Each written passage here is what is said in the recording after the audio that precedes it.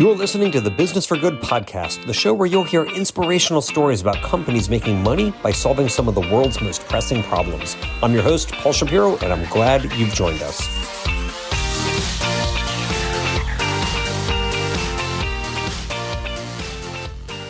Hello, friend. You are listening to episode 158 of the Business for Good podcast. If you're consuming this episode around the time of its release, which is mid-January 2025, you're probably as shocked and horrified as everyone else by the apocalyptic scenes of vast destruction in Los Angeles caused by the wildfires. Of course, the severity and frequency of wildfires are both increasing because of humanity's heating up of the planet. One of the key ways we do that is by spewing so much carbon into the atmosphere. But what if that carbon could be an asset rather than a threat? In this episode, we are diving deep into the fascinating world of carbon recycling with a trailblazer who's reshaping how we think about both waste and sustainability. Our guest is Dr. Jennifer Holmgren, CEO of LanzaTech, a company on a mission to transform our biggest environmental challenge into an economic opportunity. LanzaTech is pioneering a process that takes industrial emissions, the kind of harmful gases that typically contribute to climate change, and recycles them into valuable products like fuels, fabrics, and everyday consumer goods. The concept might sound like science fiction, but it is already indeed science fact. LanzaTech's technology captures carbon emissions from sources like steel mills, refineries, and even municipal solid waste dumps, then feeds those emissions to specially engineered microbes. These microbes act like tiny factories, converting carbon pollution into useful materials. Imagine jet fuel made from industrial waste, or yoga pants created from captured carbon. It's not just possible, it's already happening. In fact, at the very end of 2024, LanzaTech received a holiday gift from the federal government, a $200 million award from the U.S. Department of Energy. In this episode, Jennifer and I discuss the path LanzaTech took, including raising $400 million and taking 13 years prior to commercializing its first product. We also touch on her personal journey from her birth in Colombia to her taking the helm of LanzaTech. As you'll hear, this isn't just about reducing emissions, it's about completely rethinking the role of waste in our economy. LanzaTech's vision is one where carbon is no longer a liability, but rather an asset, a resource that can be reused and recycled over and over again. It's a powerful example of how businesses can align profitability with purpose, and it's precisely the kind of story that inspires hope in these challenging times. So, whether you're an entrepreneur, an environmentalist, or just someone curious about the future of our planet, this is a conversation you won't want to miss.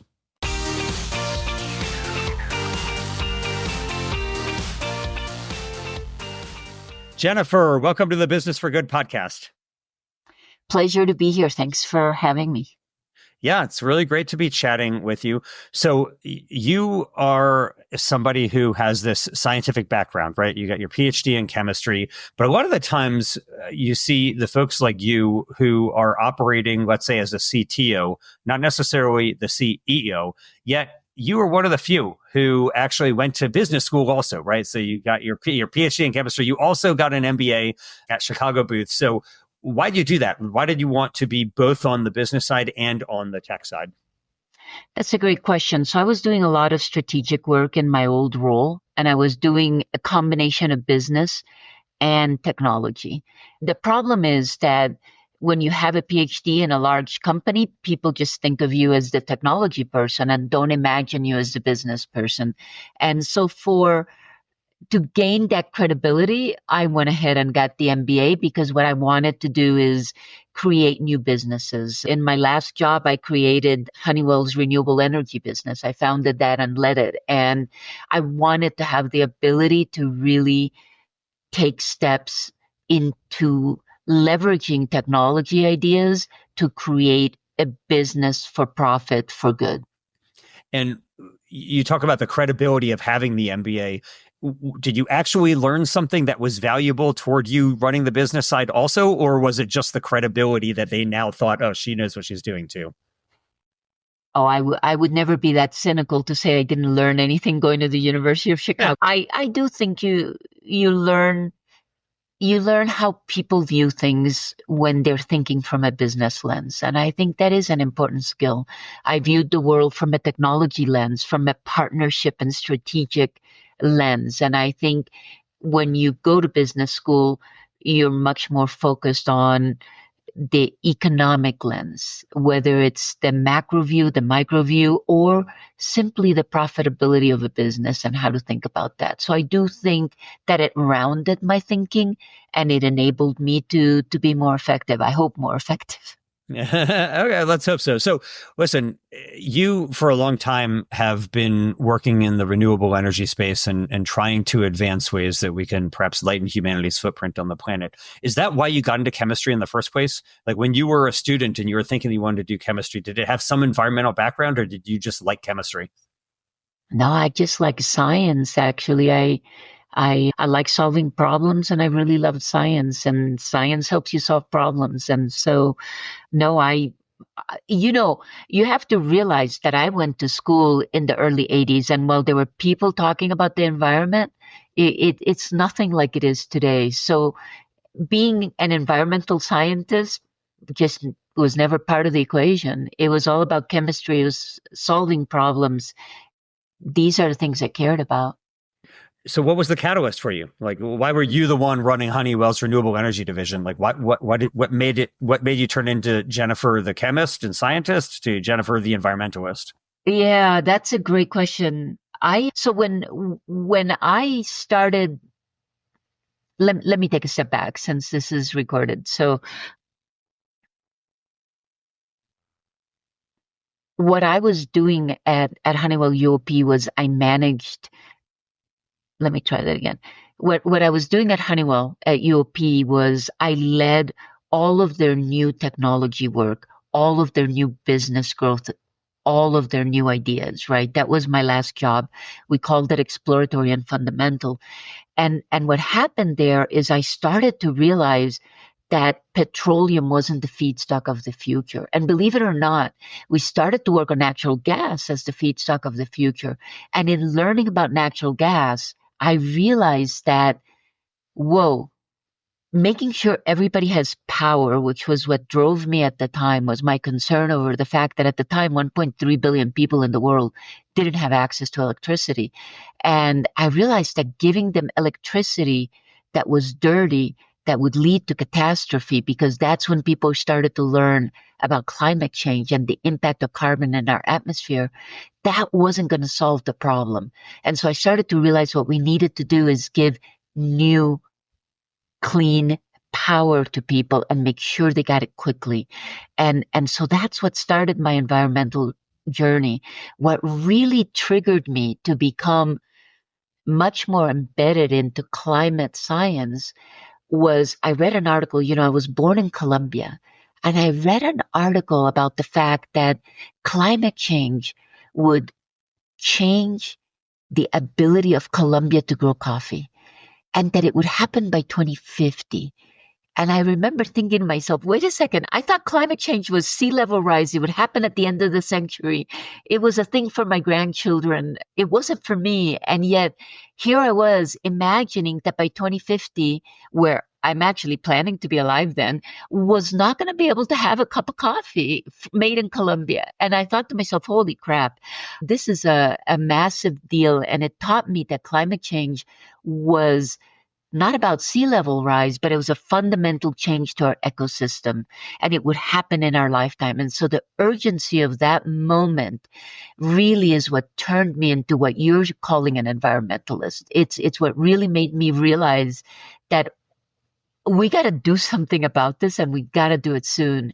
And that's why I stopped just thinking about natural gas, and I started saying, okay, how do we get this company into other feedstock resources? How do we change the dynamics of this climate problem, of this drill, use, throw away mentality, right? Creating a circular economy where carbon is not wasted, no matter where it comes from, whether it's from the ground or above ground, not wasted. All right. So, yeah, that is a great explanation. And yes, I do consider you an environmentalist, but out of curiosity, since you said I'm referring to you as one, do you think of yourself as an environmentalist? No, I No. don't. I Okay. don't. I never have, actually. I think of myself as somebody who wants to solve problems, and the current problem happens to be too much carbon in our atmosphere, and a continuation of that. All right. So let's talk about how you, Jennifer, not the environmentalist, but Jennifer, the CEO, is solving that. Because, LanzaTech has this proprietary microbe technology, right, that ferments either the carbon monoxide, carbon dioxide, and you're creating it into ethanol and other biochemicals. So for the uninitiated, what does this even mean? Like, what are you doing with carbon dioxide to turn it into something that is valuable instead of a detriment? Yeah. So what we do is we ferment gases. So instead of fermenting sugar to make ethanol, we ferment carbon oxides. So either carbon dioxide or carbon monoxide. So we have basically an organism that makes ethanol from these things instead of sugar. That's why we can use industrial gases like a waste gas at a steel mill or ferroalloy. That's why we can use waste, municipal solid waste that's been turned into a gas. That is how our technology works.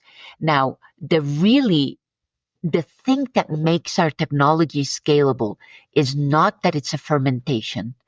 It's the fact that the fermentation happens in seconds. When you do fermentation of sugar, right? You put the sugar and the yeast and you go away for a while and eventually you have beer, right? Our chemistry happens in seconds. And so the reason that's important is because our reactors are continuous reactors. They look just like refineries. Gas in, product out. And so that is really game changing in a world where you're trying to use fermentation not to make specialties, but to make commodities, because you have to have the throughput to make enough product to be competitive with today's petrochem complex.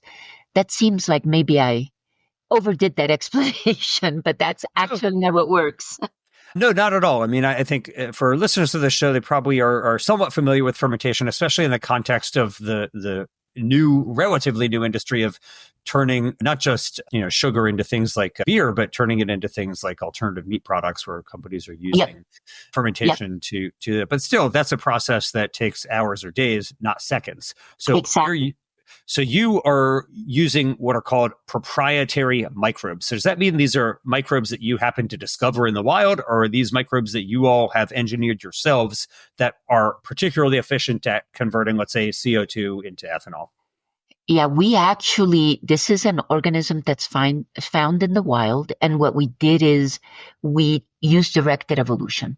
Basically, we evolved it naturally to make it be able to be very, very effective at taking these gases and making ethanol.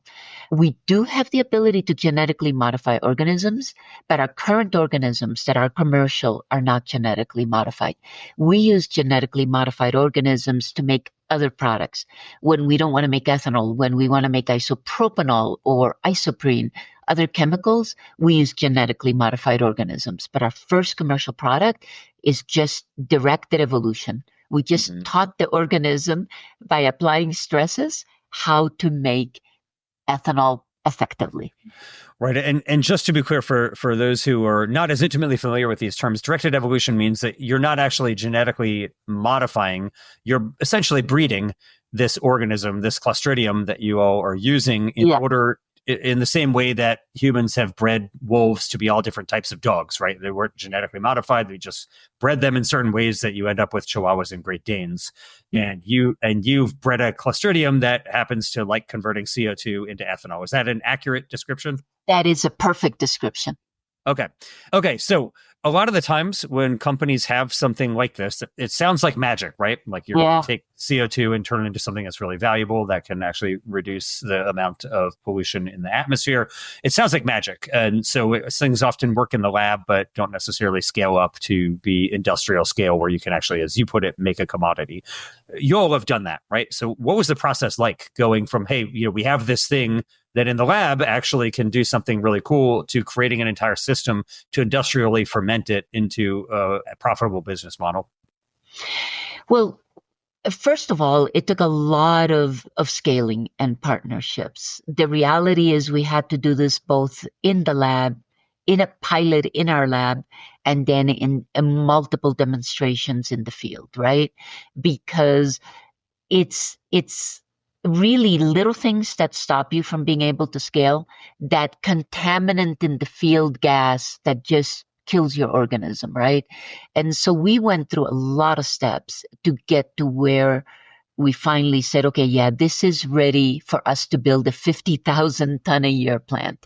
That was the journey, and many times we learned at the smaller scales that there were things we had to do to make it better, more efficient, and more economic, because at the end of the day, the amount of product you make per amount of carbon in, it really impacts, right, the economics. And so we obsessed over that. And a lot of people think of us as a biology company, but at the end of the day, what really makes us special is our reactor system, our ability to get these gases, which are not soluble in water, to an organism that's in water. Sugar soluble in water.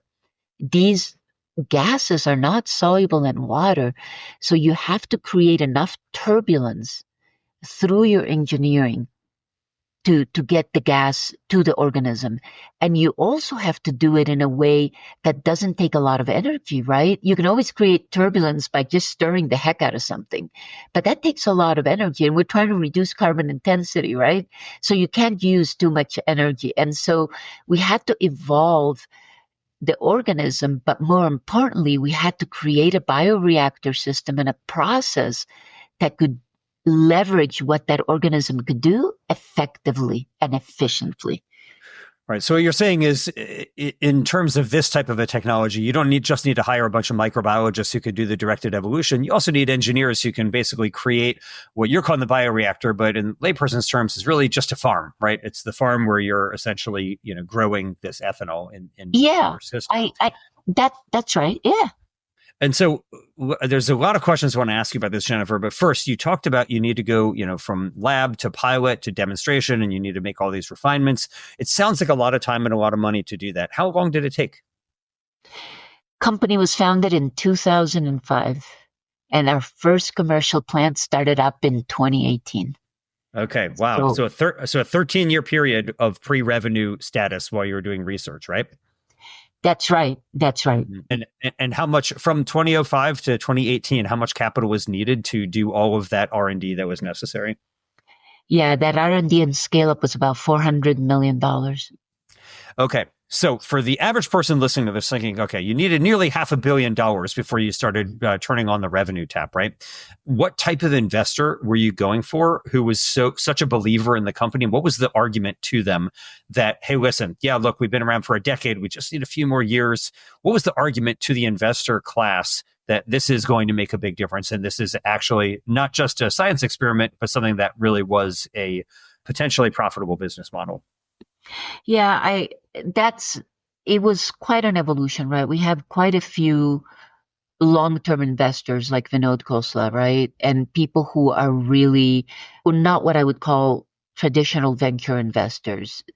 And we had quite a few of those, but really we access most of our capital through strategic investors who actually either felt that we would cannibalize their business if we were successful and they weren't part of the story, or investors who felt that, wait a second, I can use this inside my company to create value from what I already do. And so we have multiple, and in fact, most of the capital that we raised in the later years was all from strategic investors who were keen to help us commercialize our technology. So ArcelorMittal, our first plant at a steel mill in Europe, is at an ArcelorMittal plant. They're also an investor. So they came in and they said, look, I think there's a lot of promise here. We're going to both build a plant, but also invest in your company so that we're not just building a plant. We also have a seat at the table so we can learn from you how the technology can be leveraged for other applications. So let's talk about that plant in Europe. It's a steelmaking plant, and one of the byproducts of steelmaking is CO2. In the atmosphere, we have about 0.5% of CO2, right? About 0.4, 0.5% in the atmosphere.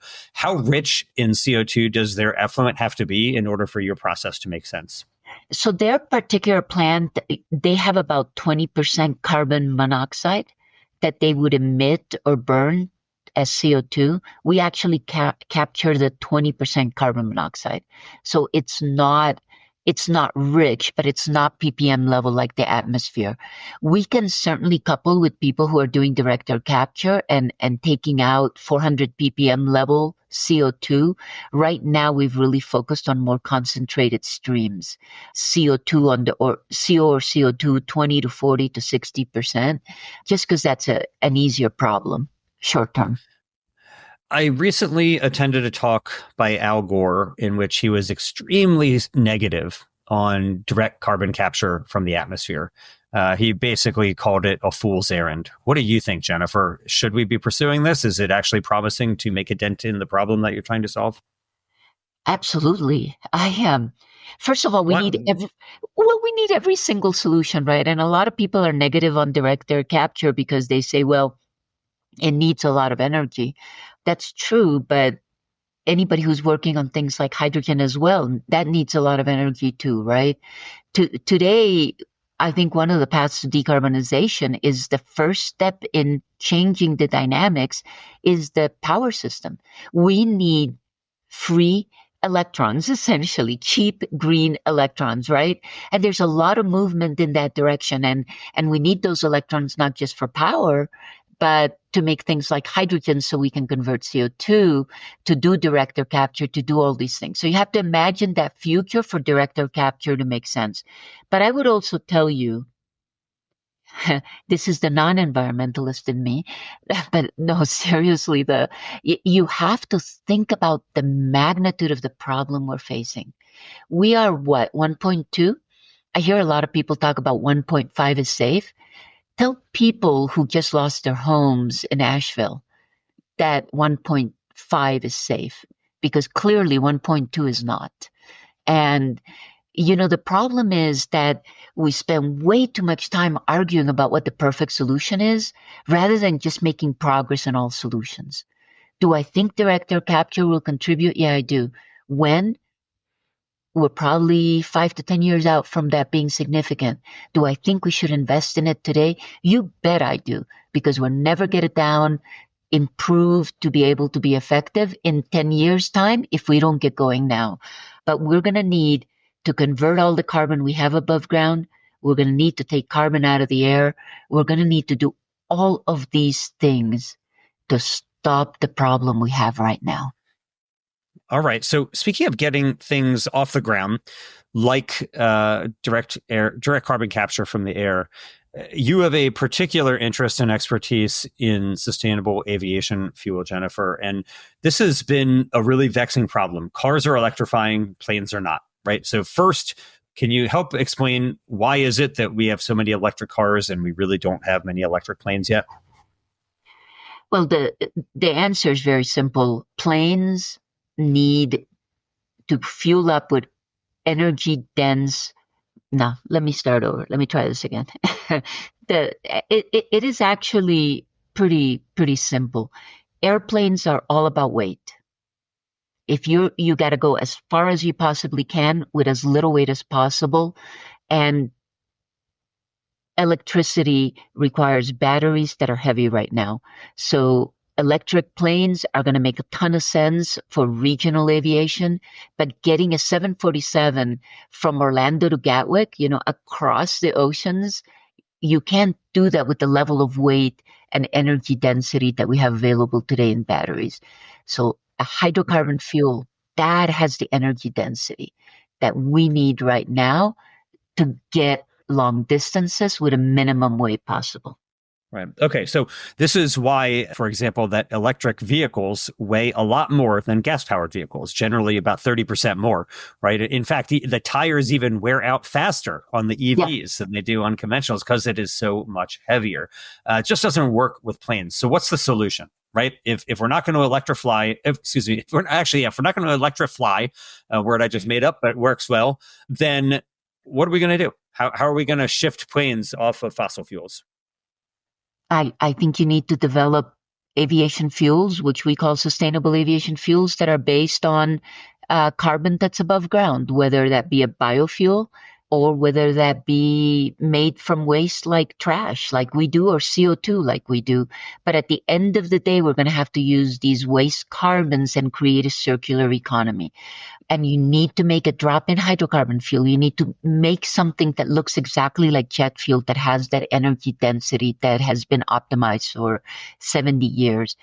The other thing I would tell you is the argument is going to be, okay, but if you're burning a hydrocarbon, it comes out the back end and now you've emitted CO2. And so that gets us into the circularity of using plants to recapture the CO2, doing direct air capture, right, to close the cycle.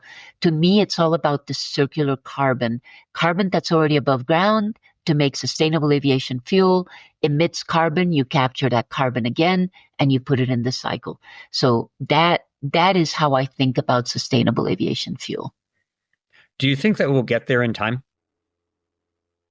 I don't actually think we have a choice. Yeah. I mean, we have to. But if you're projecting out into the future, like you're talking about 1.2 degrees Celsius increase, 1.5, at some point, right, we're already at a dangerous level, as you correctly point out. But at some point, the changes become so bad that it is civilizationally threatening, right? Or do you think that's true? Yeah, okay, right.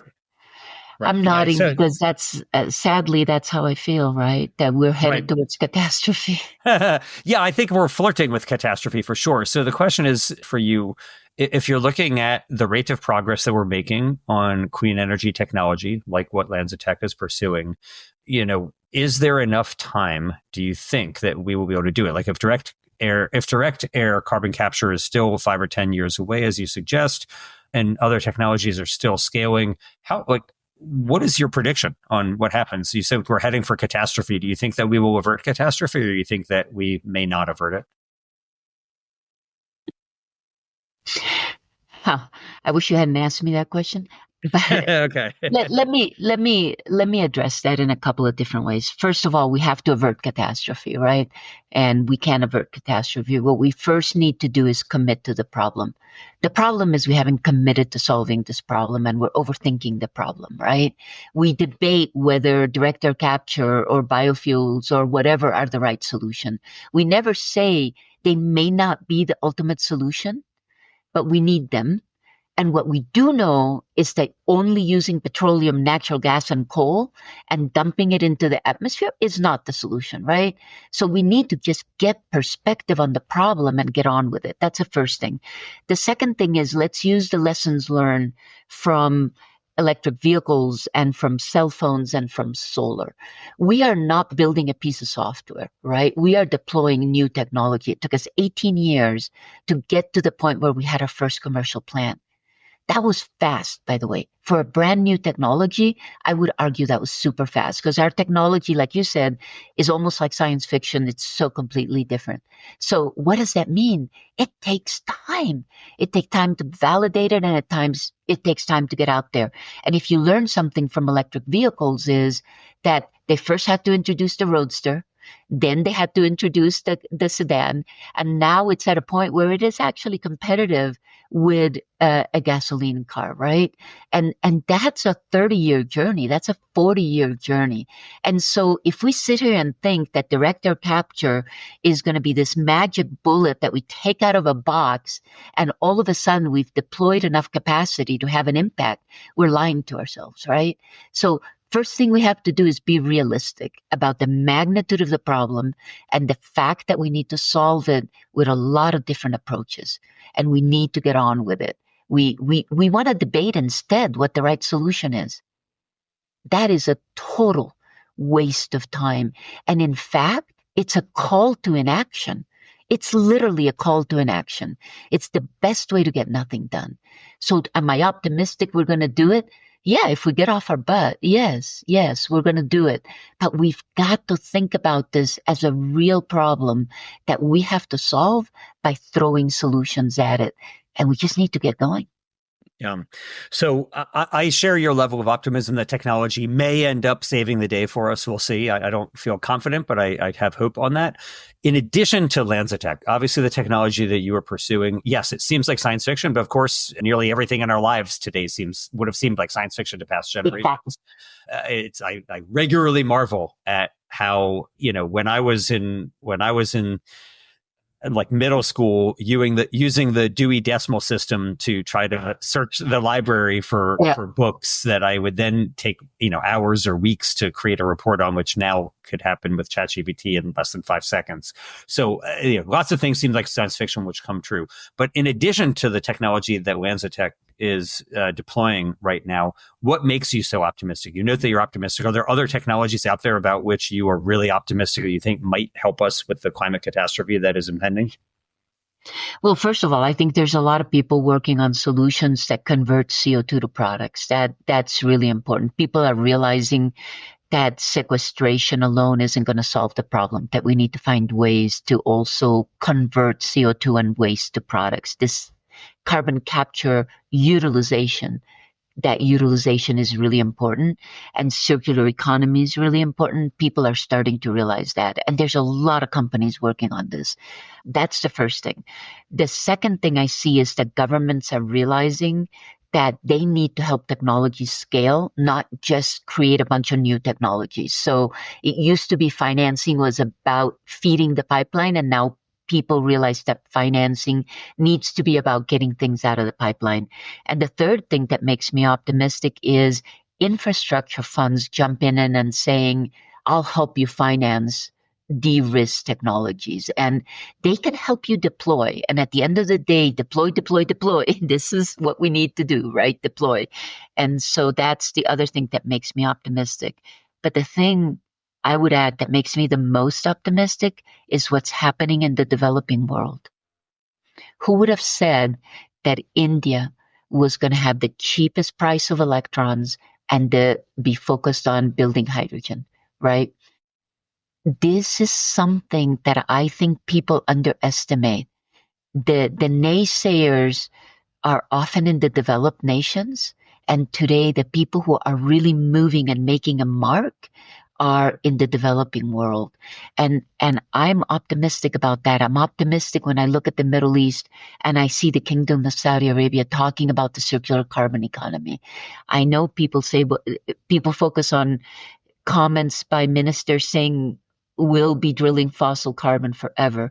But the fact is that they're installing more solar every single day than all of Europe combined. And so, we can say what we want, but actions matter more than words. Mm-hmm. Yeah, it's the transformation of Saudi Arabia is certainly stunning, and there's still so much more left to do. Right, they're not yet in a place where I think some in the United States would like to see them for sure. But we actually had on a past episode one of the princes in Saudi Arabia on this show, and he talked about that transformation, which was stunning to me for sure. And we'll include links in the show notes for this episode at businessforgoodpodcast.com to that, so you can go check it out if you want. Okay. You're talking about the transformation that's happening in the developing world, let's say India, and other parts of the world too. Are there any companies you hope somebody will create, either in Europe or the Middle East, as you say, or Asia or anywhere else, that you wish somebody would create to tackle some problem that isn't successfully been tackled yet? That's the beauty of new technologies, right? I don't actually know what disruptive tech needs to be out there. But I would say one of the things that I think we need more of is companies that know how to build industrial plants, who can do it by developing a project that has very different stakeholders. We don't have enough, we need to develop, if you're going to do a CO2 conversion project, you need electrons, you need cheap electrons. So you need somebody that knows electrons. If you want to add hydrogen, you need somebody who knows hydrogen. You need somebody who understands how to deal with wastewater, how to integrate. These are very hardcore industrial problems. So, I'm not going to talk about disruptive technologies. What we really need right now is people that know how to develop projects, large infrastructure projects, and are willing to go out there and build them. This is actually a big gap across the world, is how quickly we develop large infrastructure projects that require you to cross industries, to really make them successful. So we need those type of people and those types of companies. And we need to support the startups that are trying to do that, because a lot of the money doesn't go to the startups that are trying to build big infrastructure projects. The money goes to the large companies that have developed infrastructure projects, who have the 200 people per project that takes them 10 years. And we just don't have 10 years. So if I were to say, what do we need? We need support for the entrepreneurs that want to build large infrastructure projects. Indeed. And I know that LanzaTech has been awarded some funding from the federal government toward this. And I see both the Department of Energy and the Department of Defense are now working on trying to scale up the bioeconomy, the biomanufacturing economy in the United States. So hopefully there will be more of that to come. Finally, Jennifer, let me ask you what resources have been useful for you. You've done so much in your career, both as a scientist and as a business executive. What's been useful? You've taken a company public. You have done so many things. Are there any resources for somebody looking at your life thinking, wow, I really am impressed by what Jennifer has accomplished. I want to be more like her. Any things that you'd recommend? I think you need to learn to listen. Actually, one of my favorite books is a book called Quiet.